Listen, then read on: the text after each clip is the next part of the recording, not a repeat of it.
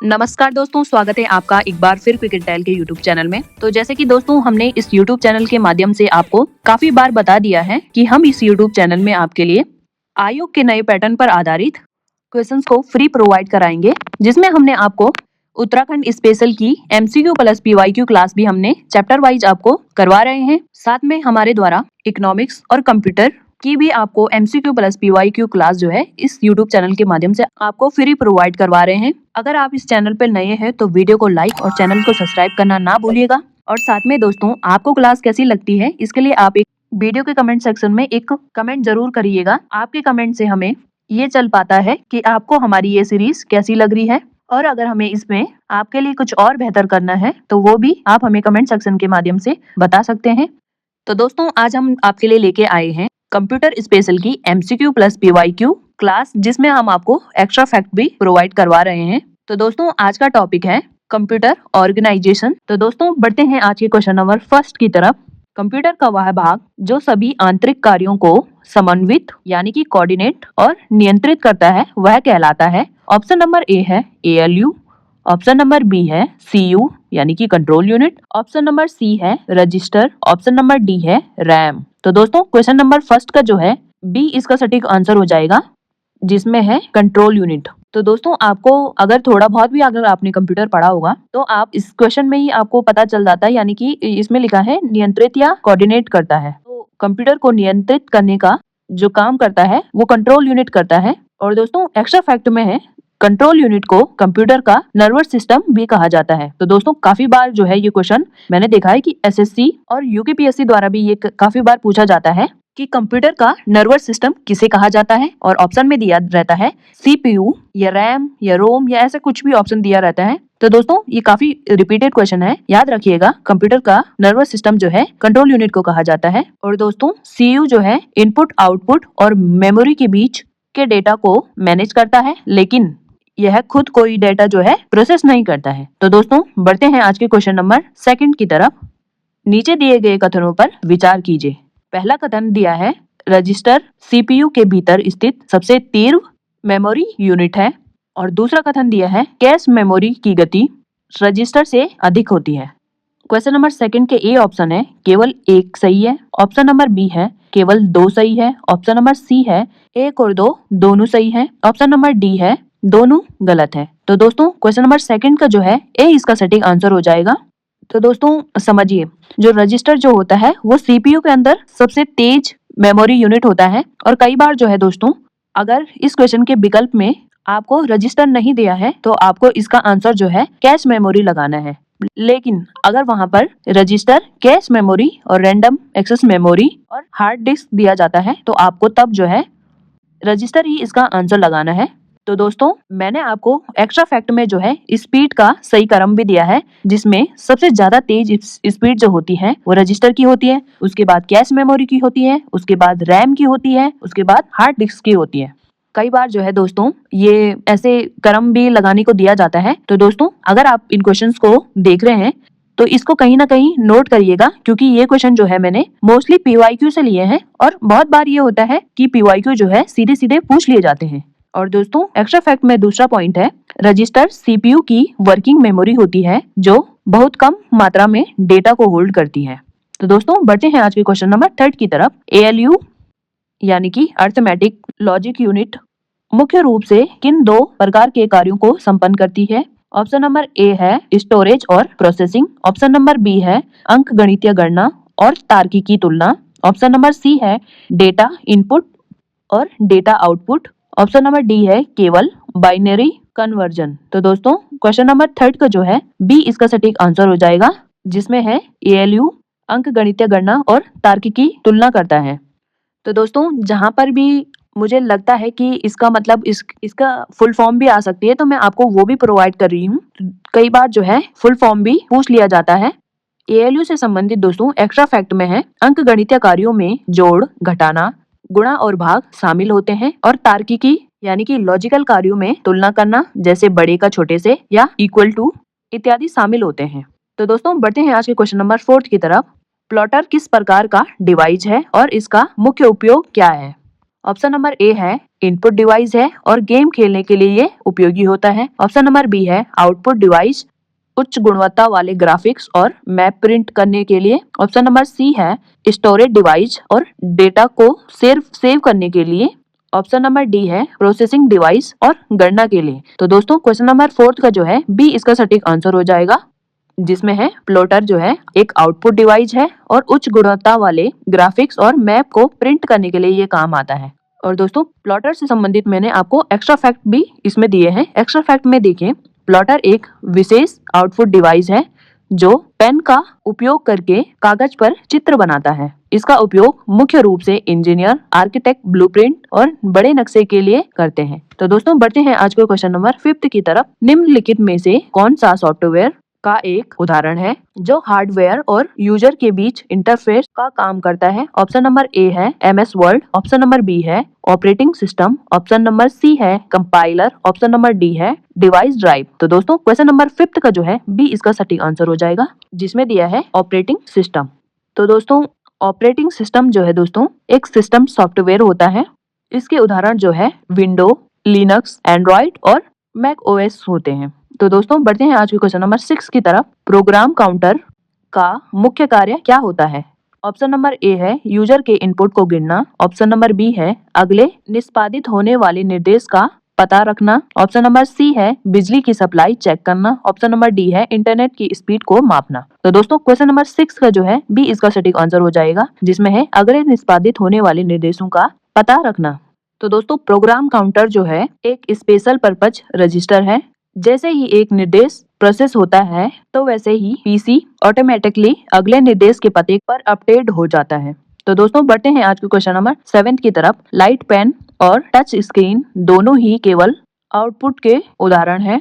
Option number A है कथन सही है, ऑप्शन नंबर बी है कथन गलत है। तो दोस्तों क्वेश्चन नंबर 7 का जो है बी इसका सटीक आंसर हो जाएगा, यानी कि बी गलत हो जाएगा, मतलब ये सेंटेंस जो है ये गलत हो जाएगा। और ये दोस्तों मोस्ट रिपीटेड क्वेश्चन है, आप कोई भी एग्जाम उठा के देख लीजिएगा। अगर कोई अच्छे खासी अगर तैयारी में है तो उसने देखा होगा कि ये क्वेश्चन काफी बार पूछा जाता है। तो दोस्तों जो लाइट पेन होती है वो इनपुट का उदाहरण है, यानी कि इनपुट डिवाइस है, और टच स्क्रीन जो है इनपुट और आउटपुट यानी कि दोनों हाइब्रिड डिवाइस है। तो दोस्तों बढ़ते हैं आज के क्वेश्चन नंबर 8 की तरफ। प्रिंटर की क्वालिटी मापने के लिए किस इकाई का प्रयोग किया जाता है? ऑप्शन नंबर ए है PPM यानी कि page per minute, option number B है DPI यानी कि डॉट्स पर इंच, ऑप्शन नंबर सी है CPS यानी कि कैरेक्टर्स पर सेकंड, ऑप्शन नंबर डी है लाइंस पर इंच यानी कि LPI। तो दोस्तों प्रिंटर की जो क्वालिटी मापी जाती है वो DPI यानी कि डॉट्स पर इंच में मापी जाती है। तो दोस्तों क्वेश्चन नंबर 8 का जो है बी इसका सटीक आंसर हो जाएगा।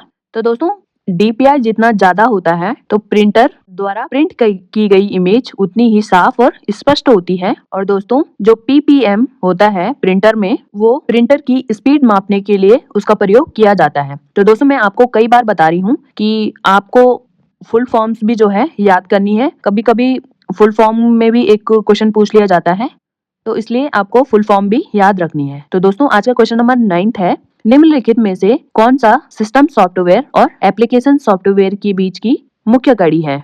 ऑप्शन नंबर ए है utility software, option number B है कंपाइलर, ऑप्शन नंबर सी है OS यानी कि operating system, option number D है हार्डवेयर। तो दोस्तों क्वेश्चन नंबर 9 का जो है सी इसका सटीक आंसर हो जाएगा, जो कि है ऑपरेटिंग सिस्टम। तो दोस्तों ऑपरेटिंग सिस्टम कंप्यूटर को चलाने के लिए होता है, जबकि एप्लीकेशन सॉफ्टवेयर यूजर की खास जरूरतों जैसे कि टाइपिंग, एडिटिंग के लिए होता है। तो दोस्तों बढ़ते हैं आज के क्वेश्चन नंबर 10 की तरफ। हार्डवेयर और सॉफ्टवेयर के बीच के संबंध में सत्य कथन पहचानिए। पहला कथन है सॉफ्टवेयर के बिना हार्डवेयर एक शरीर के समान है जिसमें आत्मा नहीं है। दूसरा कथन है हार्डवेयर को भौतिक रूप से छुआ जा सकता है जबकि सॉफ्टवेयर को नहीं। ऑप्शन नंबर ए है केवल एक सही है, ऑप्शन नंबर बी है केवल दो सही है, ऑप्शन नंबर सी है एक और दो दोनों सही है, ऑप्शन नंबर डी है दोनों में से कोई है नहीं।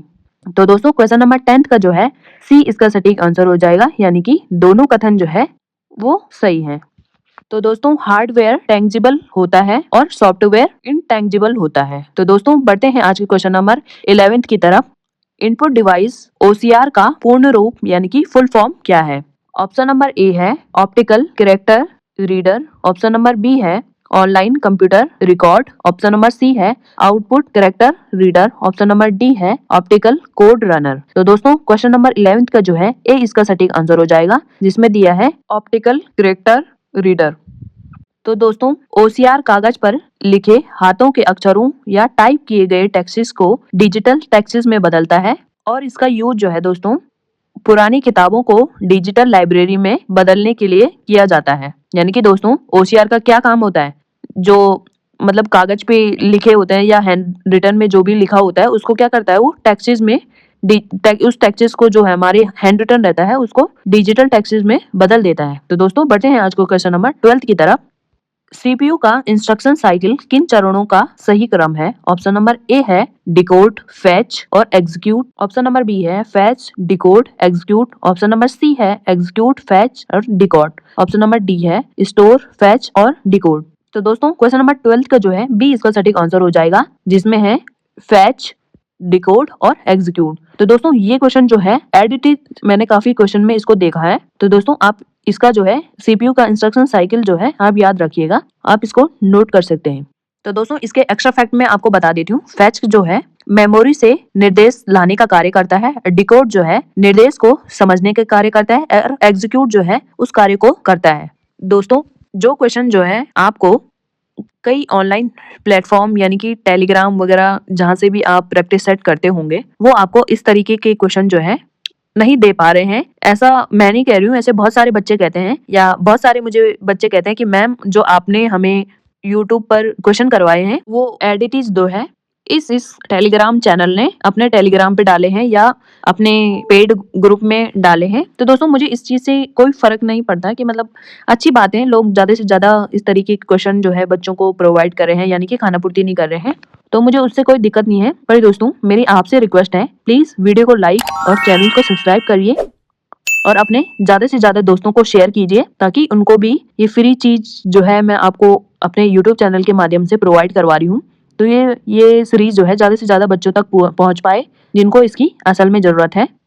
तो दोस्तों आपके एक सब्सक्राइब से और आपके कुछ शेयर से हमें जो है बहुत मोटिवेशन मिलता है। तो दोस्तों प्लीज आपसे रिक्वेस्ट है, आप वीडियो को लाइक और चैनल को सब्सक्राइब करना ना भूलिएगा। तो दोस्तों बढ़ते हैं आज के क्वेश्चन नंबर 13 की तरफ। ट्रैक बॉल किस प्रकार का डिवाइस है? ऑप्शन नंबर ए है output device, option number B है processing tool, option number C है pointing input device, option number D है स्टोरेज डिवाइस। तो दोस्तों क्वेश्चन नंबर 13 का जो है सी इसका सटीक आंसर हो जाएगा। ये दोस्तों PYQ है और काफी सारे एग्जाम्स में ये पूछा जाता है कि ट्रैक बॉल क्या है, ट्रैक बॉल क्या है।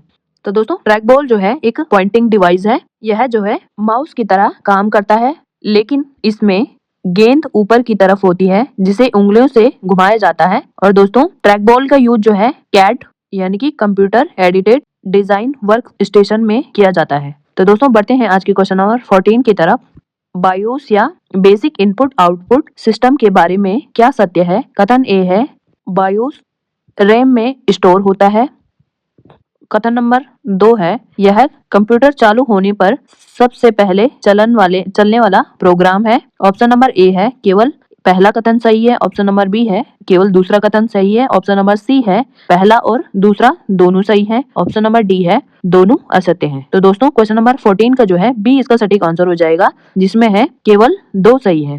तो दोस्तों बायोस हमेशा रोम यानी कि रीड ओनली मेमोरी चिप में स्टोर होता है ताकि कंप्यूटर बंद होने पर यह डिलीट ना हो। तो दोस्तों आपको पता ही होगा जो रैम होती है उसमें जो भी डेटा होता है वो अस्थायी होता है और वो जो है कंप्यूटर बंद होने पर वो भी उड़ जाता है।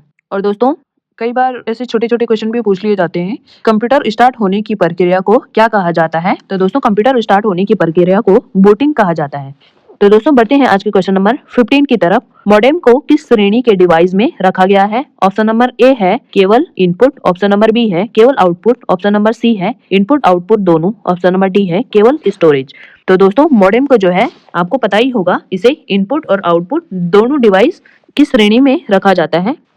तो दोस्तों मॉडेम जो है होता है दोस्तों, यह एनालॉग सिग्नल को डिजिटल और डिजिटल सिग्नल को एनालॉग में बदलता है। तो दोस्तों बढ़ते हैं आज के क्वेश्चन नंबर 16 की तरफ। एप्लीकेशन सॉफ्टवेयर का मुख्य उद्देश्य क्या है? ऑप्शन नंबर ए है कंप्यूटर हार्डवेयर को मैनेज करता है। ऑप्शन नंबर बी है यूजर को विशिष्ट कार्य जैसे प्रेजेंटेशन या एडिटिंग करने की सुविधा देना। ऑप्शन नंबर सी है वायरस को हटाना। ऑप्शन नंबर डी है फाइल को डिलीट करना। तो दोस्तों क्वेश्चन नंबर 16 का जो है बी इसका सटीक आंसर हो जाएगा, यानी कि यूजर को विशिष्ट कार्य करने की सुविधा देना, यानी कि एडिटिंग वगैरह करने की सुविधा जो है एप्लीकेशन सॉफ्टवेयर प्रोवाइड करवाता है। और दोस्तों MS वर्ड, फोटोशॉप, टैली और व्हाट्सएप सभी एप्लीकेशन सॉफ्टवेयर के उदाहरण हैं। तो दोस्तों बढ़ते हैं आज के क्वेश्चन नंबर 17 की तरफ। डेटा को प्रोसेस करने के दौरान CPU जिस अस्थायी मेमोरी का उपयोग करता है उसे क्या कहते हैं? ऑप्शन नंबर ए है hard disk. Option number B है magnetic tape. Option number C है मुख्य मेमोरी।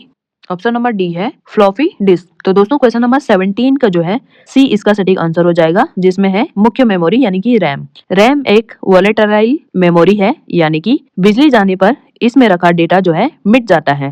तो दोस्तों कई बार जो है क्वेश्चन आपसे पूछ लिया जाता है कि रैम किस प्रकार की मेमोरी का उदाहरण है। तो दोस्तों रैम जो है वोलेटाइल मेमोरी का उदाहरण है, जिसमें यदि बीच में लाइट चली जाती है तो उसमें स्टोर किए गए डेटा जो है वो उसी के साथ डिलीट हो जाते हैं। और दोस्तों रोम जो है एक नॉन वोलेटाइल मेमोरी का उदाहरण है, यानी कि इसमें जो डेटा होता है वो अगर बिजली चली जाती है तो उसके बाद भी वो जो है स्टोर रहता है। तो दोस्तों बढ़ते हैं आज की क्वेश्चन नंबर 18 की तरफ। बार कोड रीडर का उपयोग मुख्य रूप से किया जाता है। ऑप्शन नंबर ए है गेमिंग में। ऑप्शन नंबर बी है सुपरमार्केट और रिटेल स्टोर में वस्तुओं की पहचान के लिए। ऑप्शन नंबर सी है संगीत रिकॉर्डिंग के लिए। ऑप्शन नंबर डी है प्रिंटिंग में। तो दोस्तों क्वेश्चन नंबर 18 का जो है बी इसका सटीक आंसर हो जाएगा, यानी कि बारकोड रीडर का प्रयोग जो है सुपरमार्केट और रिटेलर स्टोर में वस्तुओं की पहचान के लिए किया जाता है। तो दोस्तों जो बारकोड रीडर जो होता है यह काले और सफेद वर्टिकल लाइनों को पढ़कर डेटा को कंप्यूटर में भेजता है। तो दोस्तों बढ़ते हैं आज के क्वेश्चन नंबर 19 की तरफ। कंप्यूटर की प्रोसेसिंग स्पीड को आमतौर पर किस में मापा जाता है? ऑप्शन नंबर ए है मेगाबाइट। ऑप्शन नंबर बी है गीगाहर्ट्ज। ऑप्शन नंबर सी है बिट्स। ऑप्शन नंबर डी है नैनोसेकंड। तो दोस्तों क्वेश्चन नंबर 19 का जो है बी इसका सटीक आंसर हो जाएगा, जिसमें है गीगाहर्ट्ज। तो दोस्तों कंप्यूटर की प्रोसेसिंग स्पीड जो है आमतौर पर गीगाहर्ट्ज में मापी जाती है। और दोस्तों क्लॉक स्पीड जितनी अधिक तेज होगी CPU एक सेकंड में उतने ही अधिक निर्देश प्रोसेस कर सकता है। तो दोस्तों बढ़ते हैं आज के क्वेश्चन नंबर 20 की तरफ। निम्नलिखित में से कौन सा घटक CPU और मुख्य मेमोरी के बीच बफर का काम करता है? ऑप्शन नंबर ए है रजिस्टर। ऑप्शन नंबर बी है cache memory. Option number C है control unit. Option number D है हार्ड डिस्क। तो दोस्तों क्वेश्चन नंबर 20 का जो है बी इसका सटीक आंसर हो जाएगा, यानी कि CPU और मुख्य मेमोरी के बीच बफर का काम जो है कैश मेमोरी करता है। तो दोस्तों कैश मेमोरी उन निर्देशों को रखती है जिनकी CPU को बार बार जरूरत पड़ती है, जिससे कंप्यूटर की स्पीड बढ़ जाती है। तो दोस्तों उम्मीद है ये क्वेश्चन जो है आपकी परीक्षा और आपकी YouTube क्लास के लिए मददगार रही होंगी। और दोस्तों अपनी तैयारी जो है जारी रखिए। ऑल द बेस्ट और मिलते हैं नेक्स्ट वीडियो में नेक्स्ट टॉपिक के साथ। तब तक के लिए धन्यवाद।